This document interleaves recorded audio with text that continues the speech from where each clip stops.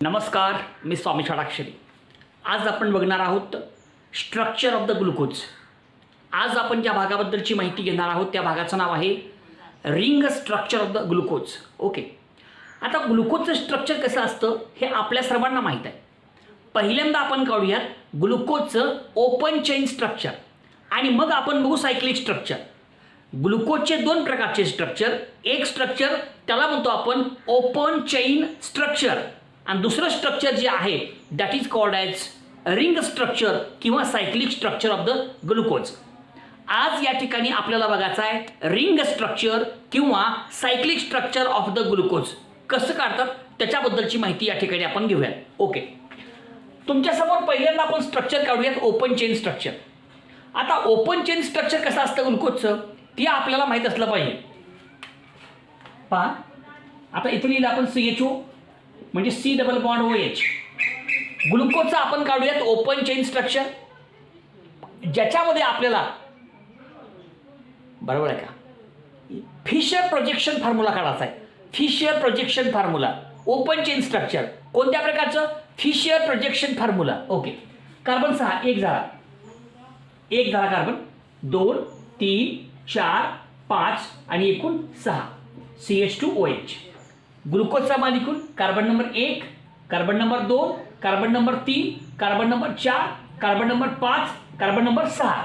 ह्या प्रत्येक ठिकाणी एक कार्बन आहे, ह्या ठिकाणी कार्बन आहे, ह्या ठिकाणी कार्बन आहे. हा 1 2 3 4 5 आणि 6 अशा प्रकारे ह्याच्यामध्ये एकूण 6 कार्बन. ठीक आहे, आता काय करायचं आपल्याला कार्बन नंबर 3 जो आहे तिथं उजव्या बाजूला काय करायचं H लिहायचं. बघा, कार्बन नंबर 3 तिथं हायड्रोजन उजव्या बाजूला लिहा, बाकीचे सगळे OH लिहा. OH आणि OH आणि OH च्या अपोजिट H लिहा, OH च्या अपोजिट H लिहा, H च्या अपोजिट OH लिहा आणि OH च्या अपोजिट H लिहा. झालं, हे तुमचं स्ट्रक्चर आहे. हे आहे तुमच्या ग्लुकोजचं स्ट्रक्चर. हे आहे ओपन चेन स्ट्रक्चर. हे जे स्ट्रक्चर आहे अशा प्रकारच्या स्ट्रक्चरला म्हणतात open chain structure of the glucose. आणि हे कुठल्या प्रकारचं स्ट्रक्चर आहे तर हे आहे फिशर प्रोजेक्शन फॉर्म्युला.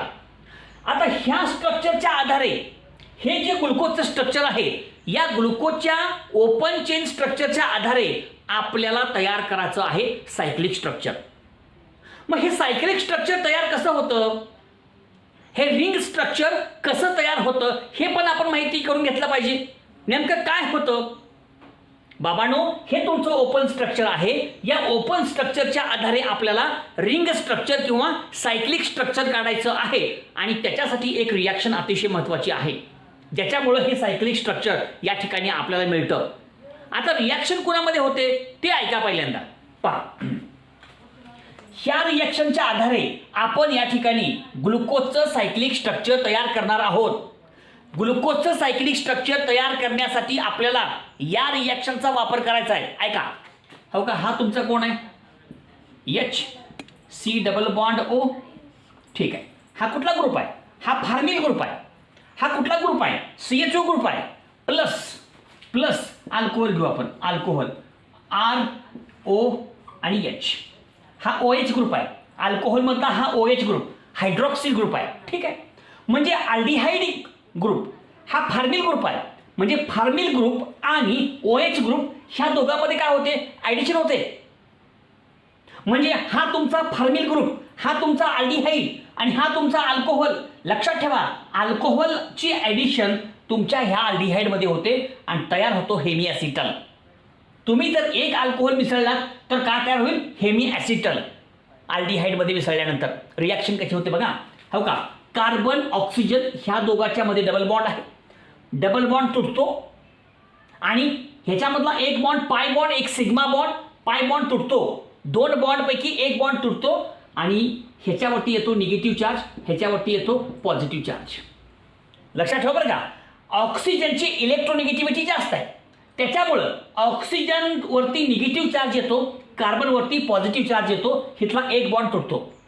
या ठिकाणी बघा, हायड्रोजन हा पॉझिटिव्ह असतो आणि O हा निगेटिव्ह असतो. ऑक्सिजनची इलेक्ट्रोनिगेटिव्हिटी जास्त आहे त्याच्यामुळे ह्याच्यावरती निगेटिव्ह चार्ज येणार, ऑक्सिजनवरती निगेटिव्ह चार्जच येणार कारण ऑक्सिजनची इलेक्ट्रोनिगेटिव्हिटी जास्त आहे. म्हणून हा निगेटिव्ह हा पॉझिटिव्ह, ह्याला मिसळायचं त्यामध्ये. हा कोण आहे? हायड्रॉक्सिल ग्रुप आहे. हा कोण आहे? अल्कोहोल आहे. मग हा जो अल्कोहोल आहे ह्याची ॲडिशन करा कुठं? ह्या तुमच्या फार्मिल ग्रुपमध्ये, अल्डिहाइडमध्ये, across carbon oxygen double bond. आता हा जो हायड्रोजन आहे, आता एक वाक्य लक्षात ठेवायचं, जोडत असताना कधी पण लक्षात ठेवा पॉझिटिव्ह निगेटिव्हमध्ये अट्रॅक्शन असतं, निगेटिव्ह पॉझिटिव्हमध्ये अट्रॅक्शन असतं, positive positive repulsion, negative negative repulsion. Attraction व्हायचं असेल तर पॉझिटिव्ह निगेटिव्ह हे दोन चार्ज एकत्र येतात. बघा आता एच पॉझिटिव्ह आहे, कुणाकडे जाईल? निगेटिव्हकडे जाईल. म्हणजे पॉझिटिव्ह निगेटिव्ह चिव चिव, पॉझिटिव्ह निगेटिव्ह चिव चिव, पॉझिटिव्ह निगेटिव्ह चिव चिव. आणि मग हा निगेटिव्ह या पॉझिटिव्हकडे जाईल आणि मग हा निगेटिव्ह आला ह्या पॉझिटिव्हकडे झालं. म्हणजे अल्कोहोलची ॲडिशन तुमच्या कशामध्ये घडली? फॉर्मिल ग्रुपमध्ये, अल्डिहाइडमध्ये. आणि या ठिकाणी तयार होईल हेमिॲसिटल. हो का? हे हेमिॲसिटल कसं आहे बघा, हे एचला एच, हे सीला सी, डबल बॉन्डचं रूपांतर सिंगल बॉन्डमध्ये, ओला ओ, आणि इथला बॉन्डला इथला बॉन्ड काढला. हा एच कुणाकडे आला? ओकडे आला. हे का ओ एच झाला. आणि हा ओ आर कुणाकडे आला? सी कडे आला. लिहा कुठे लिहा, ओ आणि हे आर, संपलं. आणि हे जे तयार झालं हे आहे तुमचं हेमिॲसिटल, संपलं. ह्या रिॲक्शनचा वापर तुम्हाला करायचा आहे आणि या ठिकाणी आपल्याला मिळवायचं आहे एक वेगळ्या प्रकारचं स्ट्रक्चर, ते म्हणजे सायक्लिक स्ट्रक्चर. कुणाचं? तुमच्या ग्लुकोजचं. हे सगळं सांगत असताना प्रत्येकाने हे वाक्य नीट लक्षात घ्या, हे रिॲक्शन समजून घ्या बाबा. या ठिकाणी सुद्धा रिॲक्शन होणार आहे. रिॲक्शन कशी होते आणि तुमच्या ग्लुकोजचं सायक्लिक स्ट्रक्चर, रिंग स्ट्रक्चर या ठिकाणी आपल्याला तयार करायचं आहे. ते कसं तयार होतं ते तुमच्यासमोर मी या ठिकाणी सांगण्याचा प्रयत्न करणार आहे. अतिशय सोपा कन्सेप्ट आहे, त्यासाठी ही रिॲक्शन अतिशय महत्त्वाची आहे. या रिॲक्शनच्या आधारे या ठिकाणी आपल्याला ग्लुकोजचं सायक्लिक स्ट्रक्चर काढायचं आहे, रिंग स्ट्रक्चर काढायचं आहे. आणि अजून एक महत्त्वाचं वाक्य बाबांनो, हे सायक्लिक स्ट्रक्चर, हे रिंग स्ट्रक्चर दोन प्रकारचं असतं. त्याच्यामध्ये पहिलं फिशर प्रोजेक्शन फॉर्म्युला आणि दुसरं हाउवर्थ प्रोजेक्शन फॉर्म्युला. म्हणजे पहिलं फिशर प्रोजेक्शन फॉर्म्युला आणि दुसरं हाउवर्थ प्रोजेक्शन फॉर्म्युला. तर याच्यामध्ये आपण पहिल्यांदा फिशर प्रोजेक्शन फॉर्म्युल्याच्या आधारे सायक्लिक स्ट्रक्चर या ठिकाणी आपण काढूया. ओके, चलतंय, लिहून घ्या.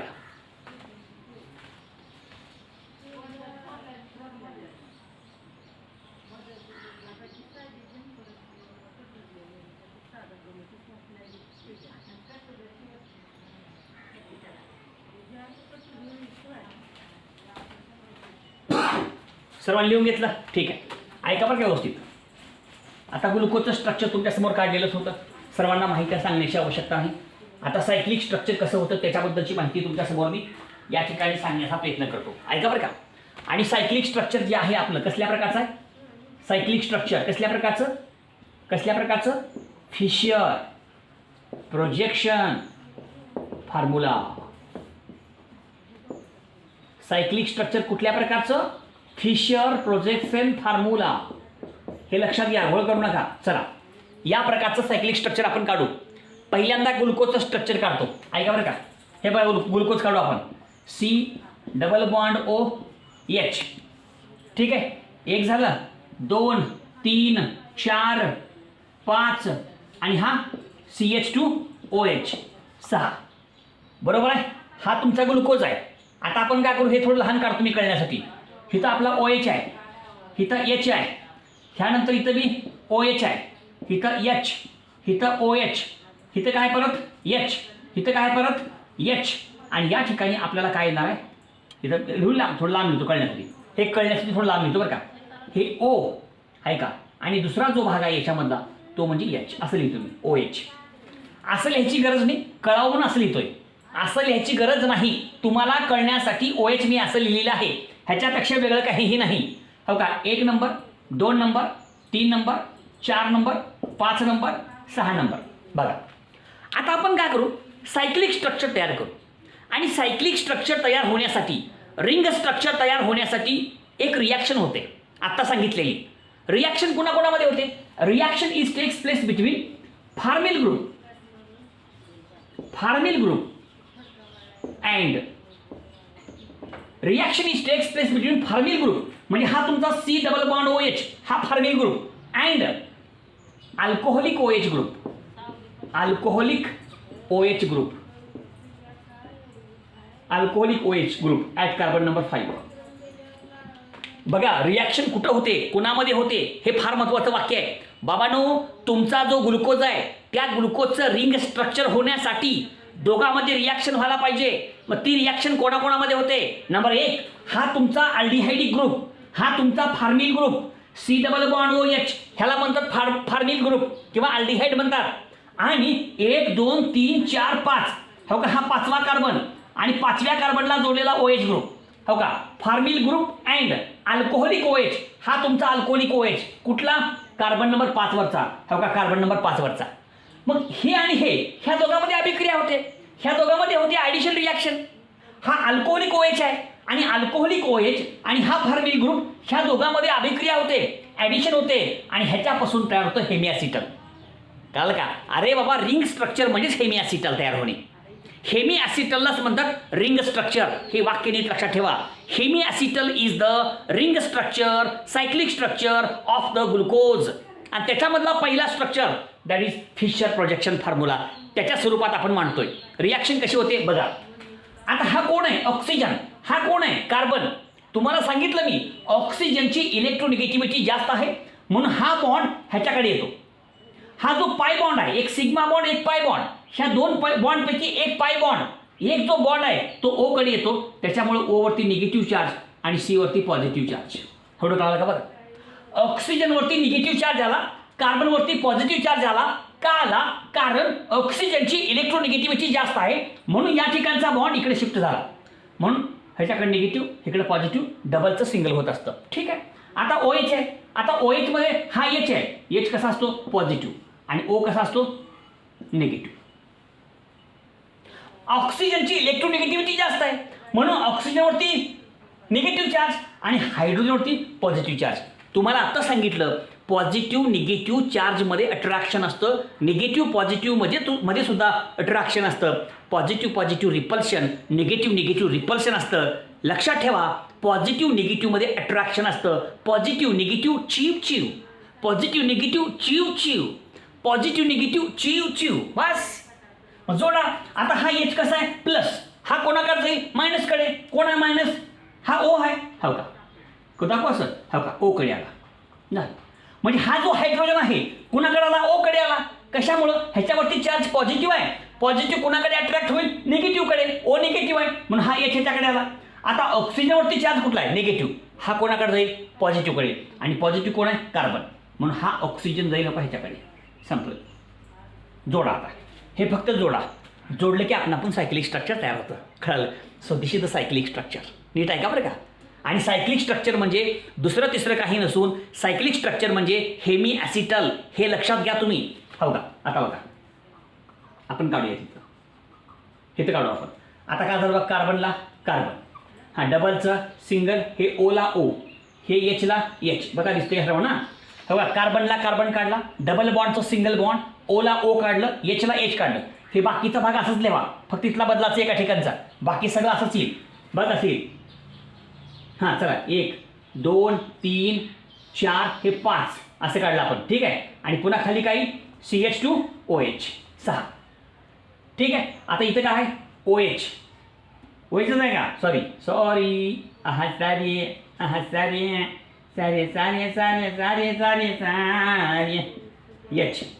H. इथं काय? OH, इथं H, इथं OH. हे बदलायचं नाही. ठीक आहे. आता काय होतं बघा, हा कार्बन, आता हा हायड्रोजन कुठं जोडायचं? ओला. हो का? ओला जोडा H. हो का? OH. आणि हा जो O आहे कुठं जोडा? ह्या कार्बनला जोडा. हो का? असं जोडायचं, असं जोडताना. हो का? O जोडला का? असं O जोडायचं, जोडताना असं जोडायचं. म्हणजे या ठिकाणचा O जोडला कार्बनला. हे असं दाखवताना झालं. हेच सायक्लिक स्ट्रक्चर आहे. ह्यालाच म्हणायचं सायक्लिक स्ट्रक्चर. झालं, संपलं. आणि अजून एक महत्त्वाचं वाक्य, या ठिकाणी जो कार्बोनिल कार्बन होता हा कोण आहे?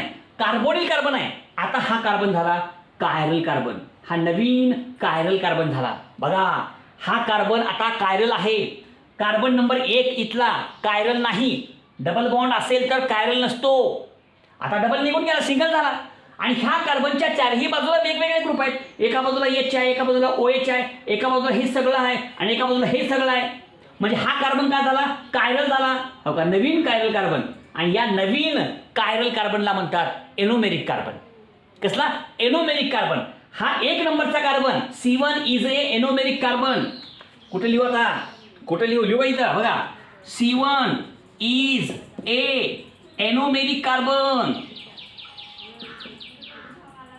एनोमेरिक कार्बन हे वाक्य लक्षात ठेवा बरं का, लय महत्वाचं वाक्य आहे. C1 हा एनोमेरिक कार्बन आहे, दिसते की ना, ओके झालं. मग आता हा नवीन कार्बन आहे, नवीन कार्बन जो कायरल आहे, या ठिकाणी हा कायरल नव्हता, ह्याच्या बाजूला डबल बॉन्ड होता. डबल बॉन्ड असेल तर तो कायरल नसतो, लक्षात ठेवा. 4 व्हॅलन्सी पाहिजे त्याला, सिंगलच बॉन्ड पाहिजे. आता ह्या कार्बनच्या भोवताली सिंगल बॉन्ड आला, डबल निघून गेला की ॲडिशन झाल्यामुळं हे तयार झालं हेमिॲसिटल. हे आहे हेमिॲसिटल. सायक्लिक स्ट्रक्चर म्हणजेच हेमिॲसिटल, लक्षात ठेवा. इथं लिहू का, सायक्लिक स्ट्रक्चर म्हणजे काय, सायक्लिक स्ट्रक्चर किंवा ring structure, cyclic structure or ring structure. Ring structure म्हणजेच काय असतं, हेमिॲसिटल असतं, हेमिॲसिटल असतं. झालं, संपलं. मग आता हा जो 1 नंबरचा कार्बन आहे, नंबर 2, 1 2 3 4 5 6, हा जो 1 नंबरचा कार्बन आहे, हा नवीन तयार झालेला कायरल कार्बन आहे, जो अगोदर कायरल नव्हता. हितला C1 कायरल नाहीये, हितला C1 कायरल आहे. अरे बाबा, हा नवीन कायरल कार्बन तयार झाला. लक्षात ठेवा, नवीन तयार झालेल्या कायरल कार्बनला म्हणतात एनोमेरिक कार्बन. हे काय इथे लिहिलं, C1 is a anomeric carbon. 1 नंबरचा कार्बन हा एनोमेरिक आहे, ठीक आहे. मग आता मला सांगा, हे नवीन कायरल आहे, मग ह्याचा OH आपण कुणीकडे लिहिला, उजवीकडे. मग हा डावीकडे पण असू शकतो. म्हणजे कार्बन नंबर 1चं कॉन्फिगरेशन जे आहे, OH उजवीकडे असू शकतो आणि डावीकडे असू शकतो. म्हणजे पुन्हा किती प्रकारचे स्ट्रक्चर, 2 प्रकारचे. उजवीकडे हा OH हा उजवीकडे असू शकतो किंवा डावीकडे असू शकतो. म्हणजे या ठिकाणी कार्बन नंबर 1च्या वर असलेलं कॉन्फिगरेशन वेगवेगळं असू शकतं. आणि हे 2 structure, this is called as anomers. 2 hemiacetal, ज्या ठिकाणी कार्बन नंबर 1 वरचं कॉन्फिगरेशन वेगवेगळं आहे, अशा 2 स्ट्रक्चरला म्हणायचं एनोमर्स. मी काढून दाखवतो बघा. आता अजून एक शक्यता, अजून एक शक्यता. काय झालं, हो का, हेच काढतो मी असंच बघा. हे कार्बन 1 2 3 4, हे 5 आणि हे CH2OH 6. बघा, तसंच काढतो मी आता, पटपट काढतो आता. हां, चला, इथं काय OH, इथं काय H, इथं OH. चला इकडे लिहा H, हां OH H. चला चला चला, इकडे काय S, इथं काय, आता इथं उलटं करू आपण, OH आणि इकडे H करू. आणि हा जो आहे इथं जोडू आपण, झालं. हे एकच आहे. म्हणजे स्ट्रक्चर असं बी असू शकतं किंवा स्ट्रक्चर असं बी असू शकतं. म्हणजे 1 नंबरच्या कार्बनला जोडलेला OH उजवीकडे असू शकतो किंवा 1 नंबरच्या कार्बनला जोडलेला OH डावीकडे असू शकतो. म्हणजे हे 2 काय आहेत, हेमिॲसिटल आहेत. हे दोन्ही बी हेमिॲसिटल्स आहेत. हे दोनों हेमिॲसिटल आहे. हा कळलं का. पण ह्या 2 हेमिॲसिटलमध्ये काय फरक आहे की कार्बन नंबर 1 ला जोडलेला OH उजवीकडे आहे आणि कार्बन नंबर 1 ला जोडलेला OH डावीकडे आहे. मग असे 2 वेगवेगळे स्ट्रक्चर झाले, 2 आयसोमर तयार झाले आणि ह्याला म्हणायचं एनोमर्स. कळलं का बाबा. 2 हेमिॲसिटल स्ट्रक्चर ज्याच्यामध्ये 1 नंबरच्या कार्बनला जोडलेलं कॉन्फिगरेशन वेगवेगळं आहे, अशा 2 स्ट्रक्चरला म्हणायचं काय, एनोमर्स. म्हणून हा एक एनोमर, हा एक एनोमर. आता ह्याचं नाव लिहू आपण. आता OH कुठे उजवीकडे, 1 नंबरला जोडलेला कार्बन, 1 नंबरच्या कार्बनला जोडलेला OH जर उजवीकडे असेल त्यानुसार अल्फा, हे D तर माहिती आहे आपल्याला, हे प्लस आणि ग्लुकोज, हे ग्लुकोज आहे म्हणून ग्लुकोज असं नाव द्यायचं. हे अल्फा का बरं, अल्फा म्हणजे काय, अल्फा म्हणजे 1 नंबरच्या कार्बनला म्हणजे नवीन कायरल कार्बनला म्हणजे एनोमेरिक कार्बनला जोडलेला OH हा उजवीकडे आहे. आता हा कोण असेल, बीटा असेल. बीटा बाकी सगळं बसले जातं, D हां प्लस हां ग्लुकोज. हे तर कसं आहे हो का, 1 नंबरच्या कार्बनला म्हणजे कायरल कार्बनला आहे की नवीन तयार झाला कायरल कार्बन किंवा एनोमेरिक कार्बनला जोडलेला OH हा डावीकडे असेल तर त्याला बीटा म्हणायचं. म्हणजे अल्फा आणि बीटा. आणि हे जे 2 स्ट्रक्चर तयार झाले, हे बी सायक्लिक स्ट्रक्चर, हे बी सायक्लिक स्ट्रक्चर. सायक्लिक स्ट्रक्चर किती झाले, 2. अशा प्रकारे तयार झालेल्या 2 सायक्लिक स्ट्रक्चरला एकमेकाचे एनोमर म्हणायचं. एक अल्फा एनोमर, एक बीटा एनोमर. कळलं का? एनोमर म्हणजे काय? अशा प्रकारचे दोन स्ट्रक्चर, अशा प्रकारचे दोन हेमी ॲसिटल, हेमी ॲसिटल आहे, हेमी ॲसिटल आहे. कारण रिॲक्शन झाल्यावर काय तयार होतं? Hemiacetal, hemiacetal cyclic, hemiacetal cyclic. समजतंय का? ज्या ठिकाणी C1 एक नंबरच्या कार्बनला जोडलेलं कन्फिगरेशन वेगवेगळं आहे, असं जर असेल तर त्या दोघाला एकमेकाच्या कामाचं एनोमर.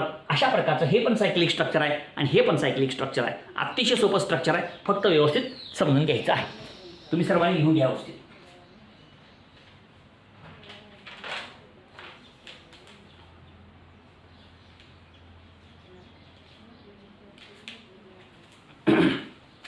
आता ह्या संपूर्ण स्ट्रक्चरमध्ये आपण काय शिकलो बाबांनो?